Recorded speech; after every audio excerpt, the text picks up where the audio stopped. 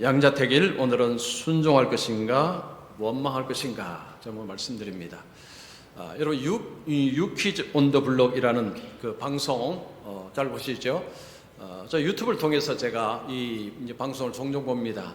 유재석 씨, 조세호 씨가 MC가 되어서 이제 게스트하고 이렇게 대화하는 이런 방송인데, 유재석 씨가 그 방송에서 자신의 의사 결정하는 방법을 이야기한 적이 있습니다.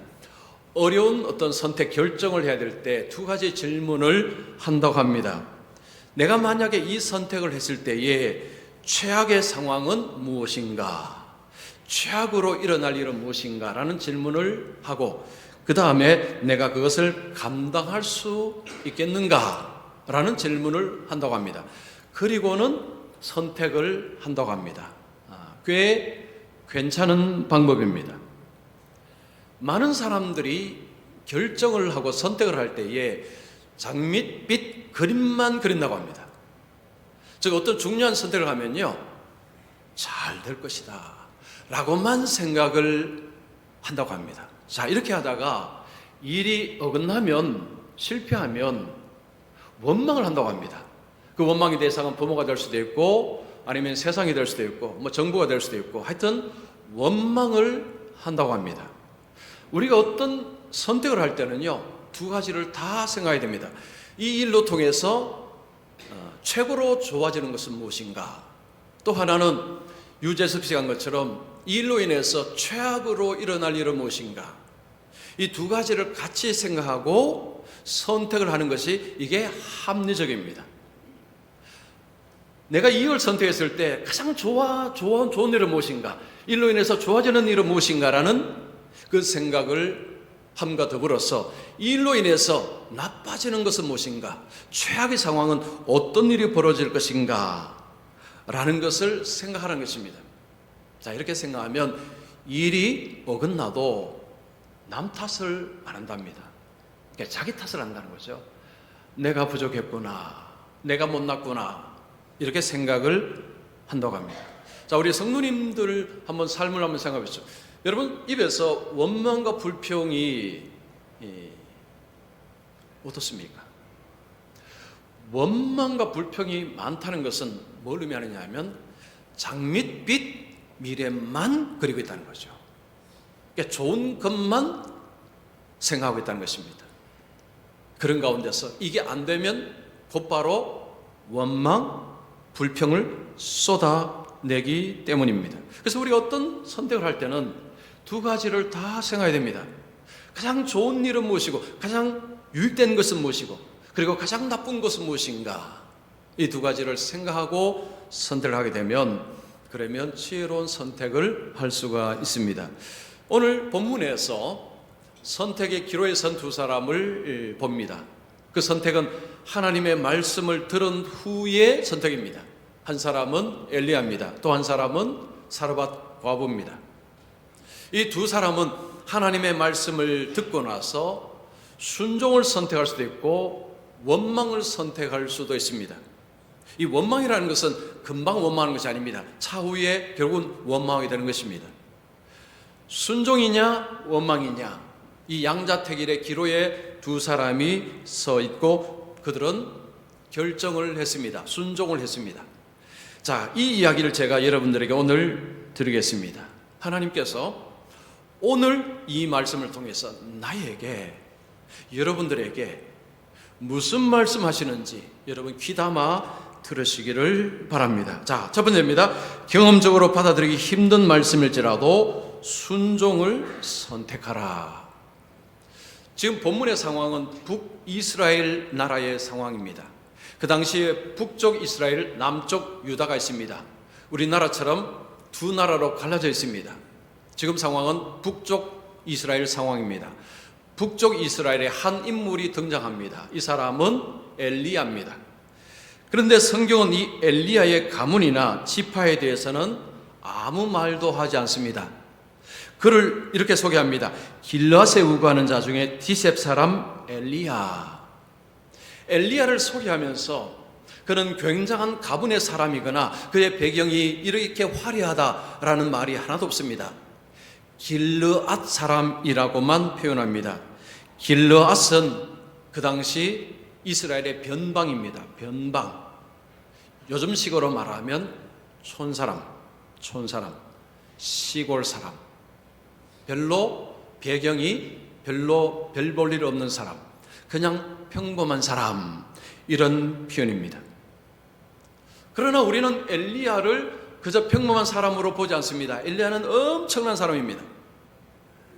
여러분, 구약을 대표하는 두 인물은 모세, 엘리야입니다. 모세는 히브리인이었지만 애굽의 왕궁에서 왕자로 자랐습니다. 그의 배경은 어마어마합니다. 이에 반해서 엘리야는 그런 게 없습니다. 뒷배경이 별로 없습니다. 그냥 길라 사람이라고만 이야기합니다. 그는 평범한 사람이었다는 것입니다. 하나님은 그를 부르셨습니다. 하나님이 엘리야를 부르시고 그에게 첫 번째 임무를 주셨습니다. 이 임무가 무시무시합니다. 1절 중반절을 보십시오. 내가 섬기는 이스라엘의 하나님 여호와께서 살아계심을 두고 맹세하노니 내 말이 없으면 수년 동안 비와 이슬도 있지 아니하리라. 이 말을 누구에게 전하는 것입니까? 아합입니다.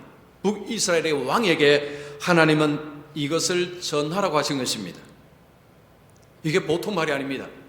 내 말이 없으면, 이 표현은 엘리야가 비를 내리게 하고 이슬을 내리게 한다는 그런 말이 아닙니다. 하나님께서 엘리야를 통해서 언제 비가 오고 언제 이슬이 내린다는 것을 알려주시면 그것을 아합에게 전하는 자입니다. 그러면 아합은 엘리야의 말을 듣고 나서 비가 온다 안 온다라는 것을 듣게 된다는 것입니다.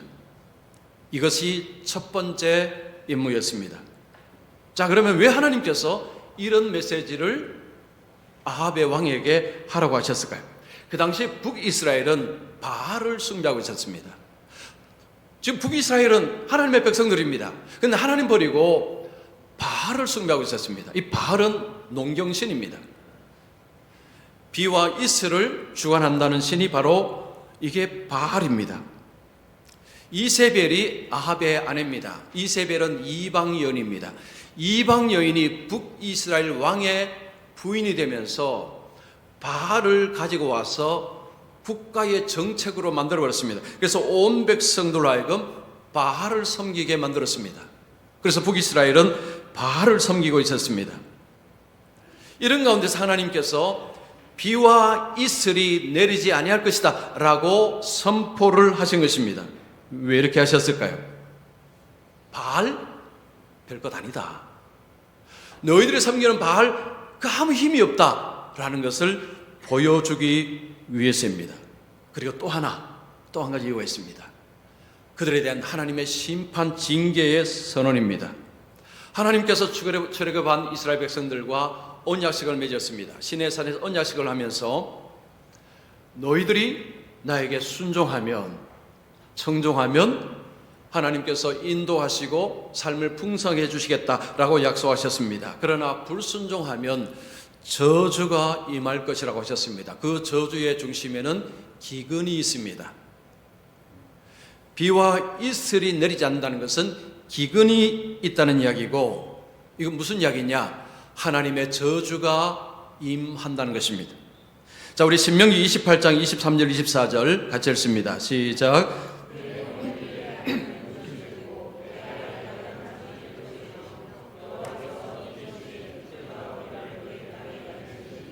이것이 바로 언약의 저주입니다.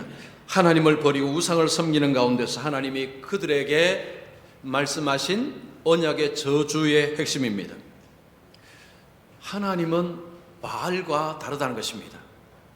하나님은 말씀하신 대로 그대로 행하시는 분이라는 거죠. 만약에 하나님께서 지금 그들이 하나님을 버리고 우상을 섬기는데도 아무 일이 없다면, 그러면 하나님과 바울은 동격입니다. 동격. 하나님과 바울은 아무런 차이가 없다는 거죠. 근데 지금 하나님이 엘리야를 통해서 너희들이 섬기는 바알하고 나는 달라. 나는 말한 대로 이행하는 하나님이다. 하나님의 살아계심, 하나님의 권능을 보여주겠다라고 하신 것입니다. 그 당시 이스라엘은 여러분 굉장히 덥습니다. 건조합니다. 가을이 되면 이른 비가 내립니다. 이른 비가 내리면 메마른 땅이 촉촉해집니다. 만약에 이른 비가 내리지 않으면 땅이 쇠처럼 굳어버립니다. 봄에는 늦은 비가 내립니다. 늦은 비가 내려서 이 곡물의 이 발육, 성장을 돕습니다. 만약에 늦은 비가 내리지 않으면 수확을 할 수가 없습니다. 그리고 이스라엘 골짜기에는 봄에서 가을에서 봄까지 이 이슬이 내립니다. 아침 저녁으로 이슬이 내립니다. 이슬이 내리는 덕분에 비가 안 와도 농사를 지을 수 있습니다. 하나님이 지금 뭐라고 하셨습니까? 비도 없고 이슬도 없을 것이다. 완전히 기근이 임할 것이다 라는 이야기입니다. 비도 이슬도 없을 것이다. 바알이나 이세벨이나 북이스라엘 백성들은 비와 이슬은 바알이 주관한다고 철석하게 믿고 있습니다. 근데 지금 하나님께서 그렇지 않아. 내가 보여주겠다. 비와 이슬이 하나님이 말씀할 때까지 없을 것이다 라고 하신 것입니다. 엘리야가 이 무시무시한 메시지를 전하자 하나님이 그에게 피신하라고 합니다. 3절 보시면 너는 여기서 떠나 동쪽으로 가서 요단 앞 그릿시냇가에 숨으라고 이야기합니다. 그릿시냇가에 숨으라고 하십니다. 왜 숨어야 됩니까? 자, 기근이 임하면 아합하고 이세벨이 엘리야를 가만둘까요? 죽이려고 할 것입니다. 하나님께서 그를 피신시키신 것입니다. 아합이나 이세벨의 눈에는 엘리야가 눈에 가십니다. 그를 죽이려고 할 것입니다. 하나님께서 그를 도피시키십니다.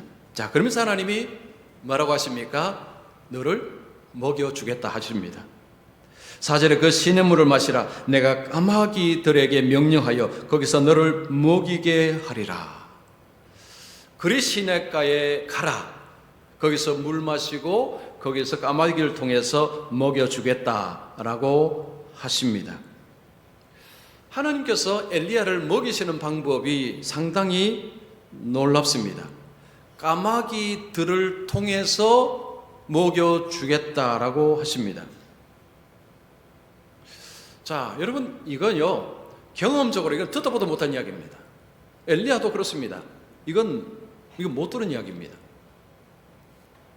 근데 이걸 어떻게 믿을 수 있습니까? 까마귀는 이 썩은 고기를 먹는 채입니다. 이게 부패한 음식. 그러면 지금 엘리야가 먹는 것은 부패한 음식이 아닙니다. 깨끗한 음식입니다. 부패한 음식을 먹고 사는 까마귀가 깨끗한 음식을 입에 물고 나른다. 이게 본성에 맞지 않습니다. 이거 생각하면 이건 말도 안 되는 소리입니다. 만약에 여러분이 엘리야라고 생각해 보십시오. 좀 하나님이 이런 말씀을 들었습니다. 여러분 그릿시냇가로 가시겠습니까? 가실 수 있겠습니까? 이거 쉽지 않은 것입니다. 이 말씀을 받아들이는 것은 결코 쉽지가 않습니다. 엘리야는 어떻게 했습니까? 순종했습니다. 자, 5절 보시면 그가 여호와의 말씀을 같이 하여 곧 가서 요단 앞 그릿시냇가에 머물매. 하나님께서 하라는 대로 그가 순종하고 갑니다. 그랬더니 어떻게 되었습니까? 6절 보시면 까마귀들이 아침에도 떡과 고기를 저녁에도 떡과 고기를 가져왔고 그가 시냇물을 마셨으나. 여러분 이거 한번 광경을 상상해 보십시오. 까마귀 한 마리가 아닙니다. 까마귀 한 마리는 엘리야를 먹을 수 있는 양을 공급을 못합니다. 운송을 못합니다. 지금 까마귀 떼들이 자기가 물 수 있는 만큼 물어서 아침 우르르 몰려와서 떡과 고기를 놓고 가고 또 저녁 배송도 했습니다. 저녁 배송도 합니다. 배가 고플 때 되니까 또 까마귀들이 어디서 오는지 주르르 와서 이걸 놓고 갑니다. 그리고 그 다음 아침에 또 아침 배고플 때 되니까 또 아침 배송을 합니다. 그리고 저녁 되니까 또 까마귀 떼들이 저녁 배송을 합니다. 한번 상상을 해보십시오. 기가 막힌 일이 벌어졌습니다. 여러분이 엘리야라면 여러분 그 까마귀 보면서 얼마나 놀라겠습니까? 어떻게 이런 일이 일어날 수 있을까? 어떻게 저 까마귀들을 저걸 어떻게 저 물고 왔을까? 여러분 그거 먹으면 또 얼마나 얼마나 맛있겠습니까? 여러분, 그 떡과 고기가 얼마나 맛있겠어요? 지금 온 천지 가뭄입니다. 그런데 하나님은 엘리야를 보살피시고 먹이고 계시는데 그 음식의 질이 어마어마합니다. 떡과 고기입니다. 우리가 다 좋아하는 것들입니다. 다들 좀 기근 속에 서덕이는데 엘리야는 물도 마시고 떡과 고기도 아침 저녁 배송을 통해서 여러분 그렇게 먹고 지내고 있습니다. 자, 엘리야가 순종했다고 하니까요. 여러분, 우리가 성경 보면 아유, 엘리야니까 순종했겠죠. 엘리야 아닙니까? 엘리야. 혹시 그런 생각 드십니까? 엘리야니까. 제가 앞에 서두에 뭐라고 얘기했습니까? 엘리야는 평범한 사람입니다. 야고보서 5장 17절에 이런 말씀이 있습니다. 엘리야는 우리와 성정이 같은 사람이로다. 이게 무슨 말씀일까요? 우리가 똑같은 사람이라는 거죠. 우리가 똑같이 배고플 때 먹어야 되고, 목마를 때 마셔야 되고, 잠자야 되고, 스트레스 받고, 똑같은 인간이라는 것입니다. 즉 엘리야도 하나님의 이 말씀을 들었을 때 순종하는 것이 쉬웠겠습니까? 쉽지 않았다는 거죠. 그러나 그는 순종을 선택을 했습니다. 만약에 이 상황에서 여러분 순종을 선택하지 않게 되면 그 반대쪽은 뭐가 있을까요? 원망의 길입니다. 자, 우리 잠언 19장 3절 말씀 우리 큰 소리 읽습니다. 시작.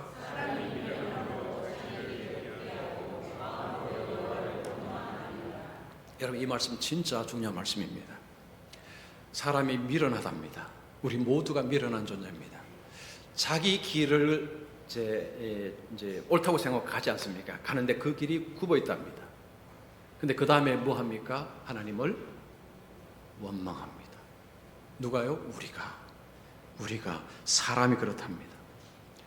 하나님의 길은 이게 믿어지지가 않습니다. 이 경험적으로는 도무지 이건 받아들이기 어렵습니다. 그래서 똑똑한 내 머리로 내 길을 선택합니다. 그래서 그 길을 걸어갑니다. 근데 그 길이 나중에 가면 굽어 있습니다. 그 다음에 뭐 한다고요? 원망한다는 것입니다. 누구를요? 하나님을.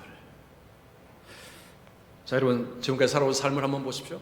잘 순종하고 살아오셨습니까? 여러분, 혹시 순종하지 못하는 이유가 내 경험에 비추어서 말씀을 자꾸 보기 때문에 그래서 순종하는 것이 힘들지 않았습니까? 이건 경험적으로는 이거 말이 안 돼. 이걸 어떻게 믿으란 말인가? 여러분, 그렇게 하면 순종하는 것은 어렵습니다. 우리가 하나님의 말씀을 들을 때 말씀은 우리에게 요구합니다. 결국은 둘 중에 하나를 선택해야 됩니다. 순종이든지 아니면 원망이든지. 당장 원망하지 않아도 결국은 원망의 길로 걸어가게 된다는 것입니다. 하나님의 말씀은 우리에게 반응을 요구합니다. 순종. 그 길을 버릴 때 그 다음의 길은, 우리에게 오는 길은 원망의 길이라는 거죠. 하나님의 말씀을 들을 때 거기에는 항상 약속이 붙어 있습니다. 이 약속이 나에게 뭘 주는가를 상상을 해보라는 거죠. 그리고 여기에 불순종이 있을 때 나에게 어떤 최악의 상황이 벌어질 것인가도 생각해보라는 것입니다. 좀 당장 내 기분에 따라서 판단하지 말고 이 일에 내가 순종했을 때 어떤 일이 일어나고 불순종했을 때 어떤 일이 일어날 것인가를 상상하고 생각해보고 오늘 하나님의 말씀에 판단하라는 거죠. 자, 그럴 때 엘리야처럼 순종을 선택할 수 있다라는 것입니다. 자, 두 번째입니다. 상식적으로 받아들이기 힘든 말씀일지라도 순종을 선택하라. 엘리야가 그릿 시내가에서 까마귀들을 통해서 떡과 고기를 먹고 또 시냇물을 마셨습니다. 그런데 시냇물이 마르기 시작합니다. 하나님께서 그를 먹이시기 위해서 다른 곳으로 이동을 시킵니다. 자, 9절 보시면 너는 일어나 시돈에 속한 사르밧으로 가서 거기 머물라. 내가 그곳 과부에게 명령하여 내게 음식을 주게 하였느니라. 자, 하나님께서 그에게 어디로 가라고 하십니까? 시돈 지방입니다. 여러분, 시돈 지방은 이스라엘 땅이 아닙니다. 이방 지역입니다. 그리고 이 지역은 이세벨의 아버지가 통치하는 땅입니다. 즉 거기는 바알의 본거지입니다. 하나님께서 엘리야에게 가라고 한 땅은 이스라엘 땅이 아닙니다. 이방 땅입니다. 그리고 그 땅은 그 이세벨의 아버지가 통치하는 땅입니다. 바알의 본거지입니다. 근데 거기에 누구에게 가라고 했습니까? 과부입니다. 과부. 또 과부입니다. 이방 땅으로 가는 것도 이상한데 과부에게로 가라. 너를 먹여주겠다라고 하신 것입니다. 하나님께서 왜 이렇게 하셨을까요? 여기 의도가 있습니다. 하나님은 이스라엘만의 하나님이 아닌 온 세상의 하나님이심을 드러내시겠다는 것입니다. 그 당시의 신관은 보통 부족, 나라 신관입니다. 그냥 우리나라의 신일 뿐입니다. 우리나라를 넘어가면 아무 힘이 없는 신입니다. 그런데 하나님은 나는 아니다라는 거죠. 나는 이스라엘의 신만이 아니라 온 세상의 통치자다라는 것을 하나님이 자신을 드러내시겠다는 것입니다. 그래서 너는 이방 땅으로 가라 라고 하신 것입니다. 자, 지금 이 엘리야가 이 말씀에도 선택해야 됩니다. 가야 될 것인가 말아야 될 것인가.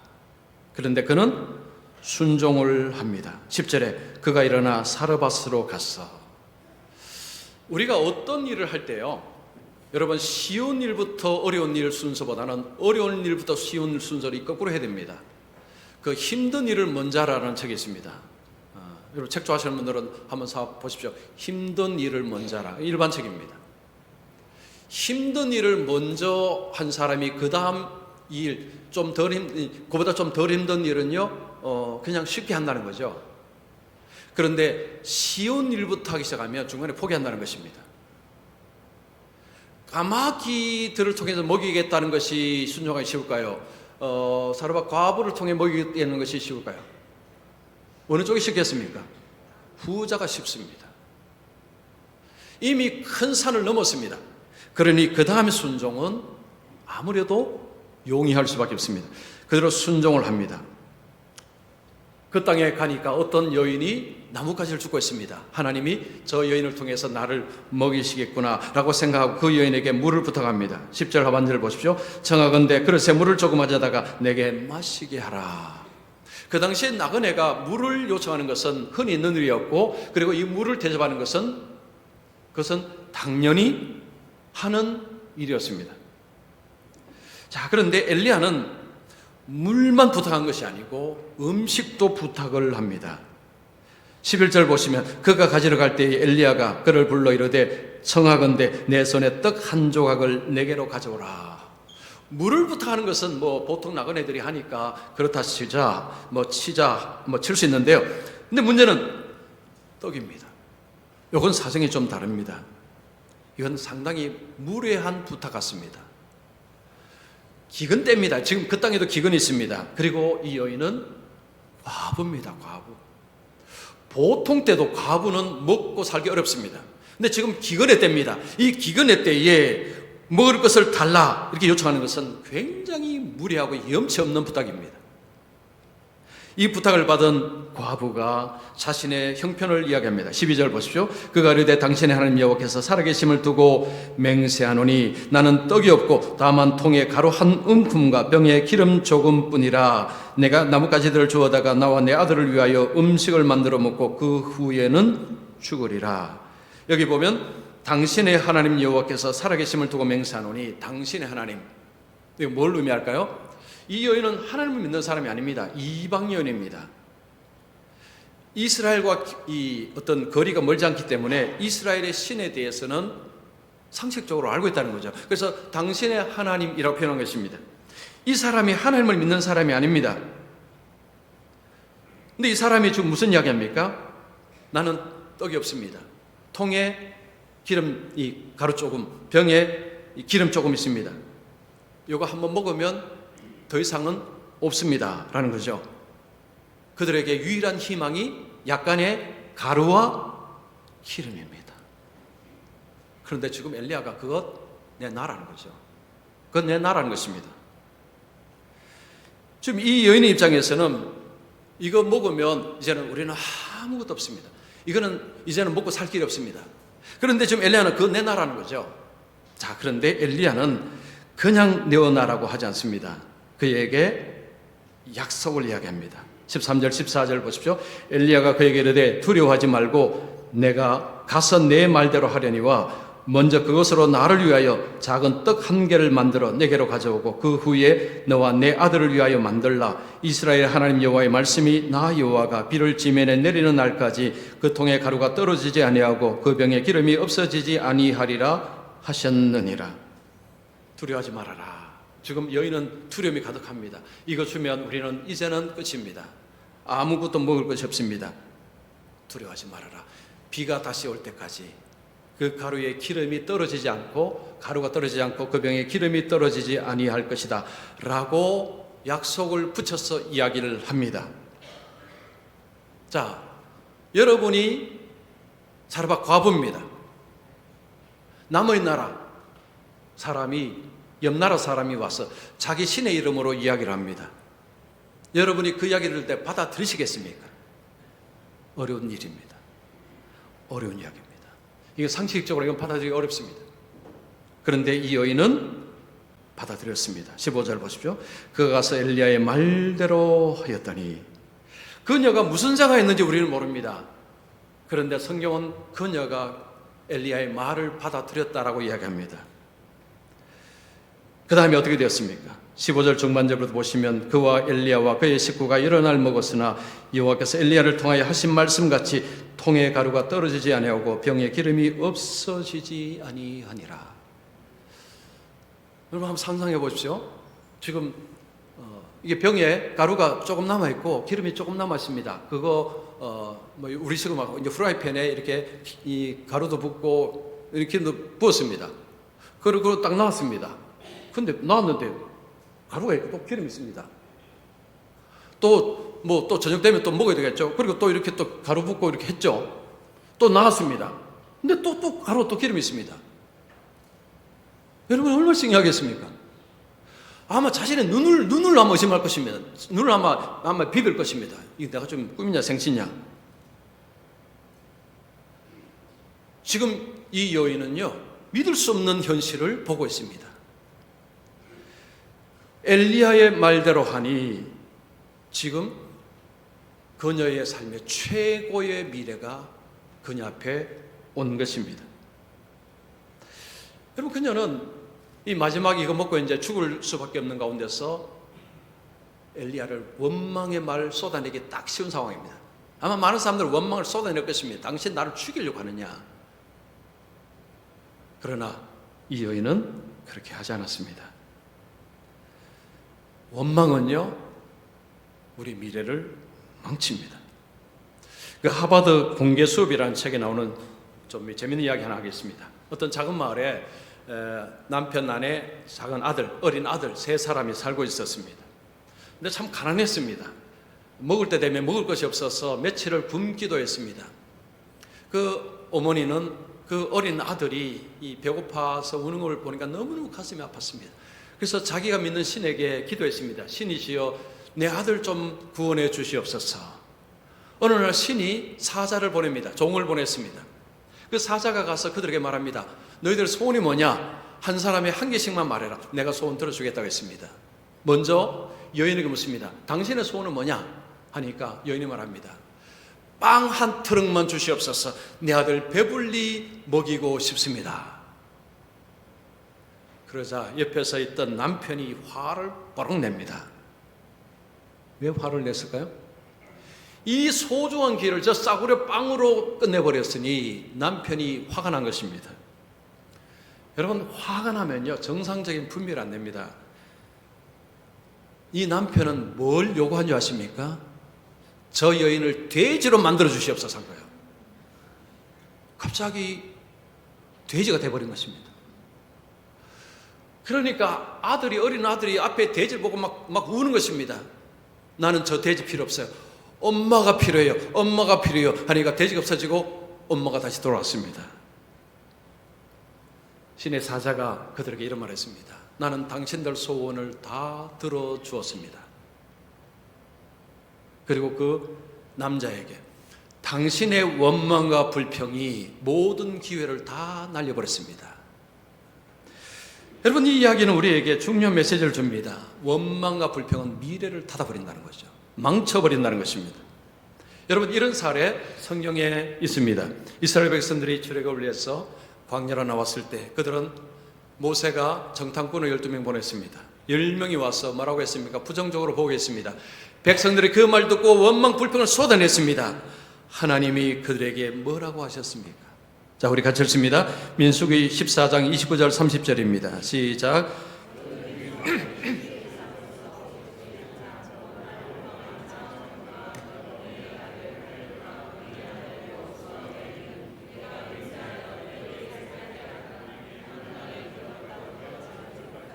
네, 오늘 아주 스트레오입니다.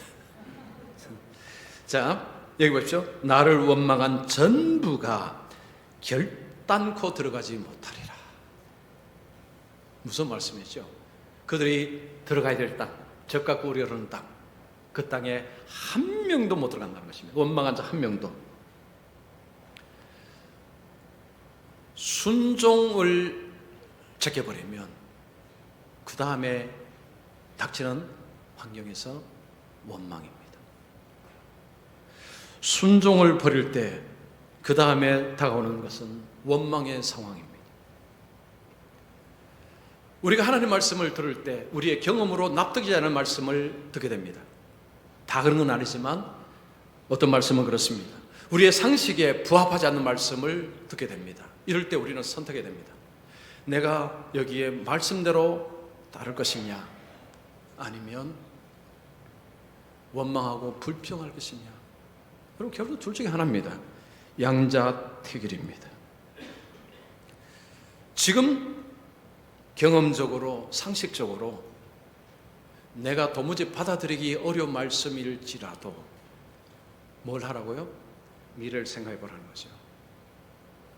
여기서 순종했을 때 발생할 수 있는 최고의 미래, 불순종했을 때 발생할 수 있는 최악의 미래를 생각해 보라는 것입니다. 그러면 오늘 이 말씀에 순종할 것이냐 말 것인가를 결정하는 데 도움이 된다는 거죠. 근데 보통은 그 생각 안 합니다. 지금 기분대로 해버립니다. 지금 내 몸이 편한 대로 결정해 버립니다. 그러면 순종을 선택할 가능성이 거의 없습니다. 왜냐? 경험적으로, 상식적으로 안 맞기 때문에. 저도 마찬가지고 여러분도 마찬가지고 우리는 다 똑같은 사람입니다. 경험을 가지고 상식을 가지고 판단하고 생각하는 존재입니다.